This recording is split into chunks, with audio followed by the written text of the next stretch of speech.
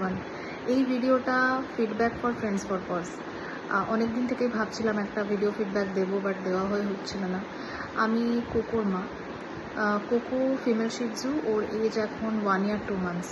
তো আমি কোকোকে অ্যাডপ্ট করার আগে থেকেই স্বাগতার সাথে যোগাযোগ করি। আমি বেসিক্যালি দেখছিলাম যে আমি হাওড়া শিবপুরে থাকি, আমার কাছাকাছি রিচেবল ডিস্ট্যান্সে কী কী ডে কেয়ার আছে। তো ওদের ফিডব্যাক ভীষণ ভালো। আমি কোকোকে অ্যাডপ্ট করার আগেই যোগাযোগ করি, বিহেভিয়ার ভীষণ ভালো। তারপর স্বাগতাই আমাকে রেকমেন্ড করেছিল। আমি ওয়ার্কিং, তো 6 months এজ না হলে যেন ক্রেশে না রাখা হয়। তো আমি ফার্স্ট টাইম পেট অ্যাডপ্ট করেছিলাম, তো আমার অনেক ক্ষেত্রেই আইডিয়া ছিল না। তো প্রথম থেকেই আমার ওর গাইডেন্স খুব ভালো লাগতো।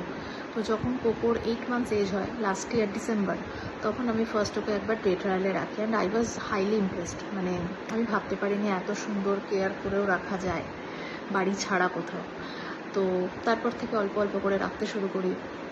প্রথমে একটা স্মল ট্রিপ দিয়ে স্টার্ট করি, অ্যান্ড মানে প্রত্যেকটা খুঁটিনাটি, প্রত্যেকটা স্ট্যাটাস আপডেট, এভরিথিং, ও খাচ্ছে কি না খেলেও সেটা জানিয়ে দেওয়া হয়। মেন কথা হচ্ছে দে are very transparent.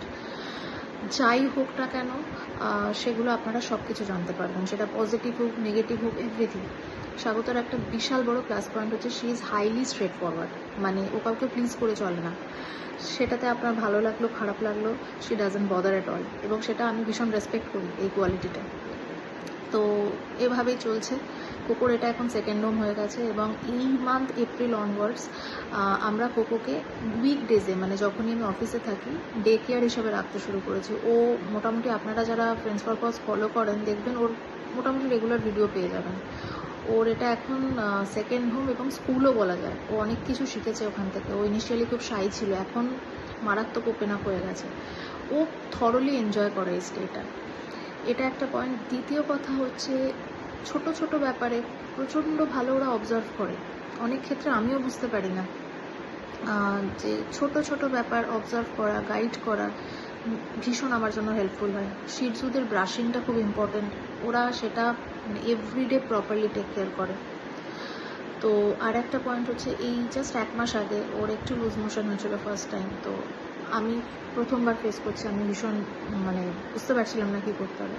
All in all স্বাগত আমাকে তখন গাইড করেছে, যেভাবে গাইড করেছে ওখানে সেইভাবে ওরা চলেছে, আমিও সেইভাবে বাড়িতে ফলো করেছি, and by God's grace she is doing fine now. তো সব মিলিয়ে আই অ্যাম হাইলি স্যাটিসফাইড। যারা পেট নিয়েছো, যারা ভাবো যে ডে কেয়ার কেমন হবে, কি হবে, ক্রেশ ভালো হবে কিনা, চোখ বন্ধ করে স্বাগতার কাছে দাও।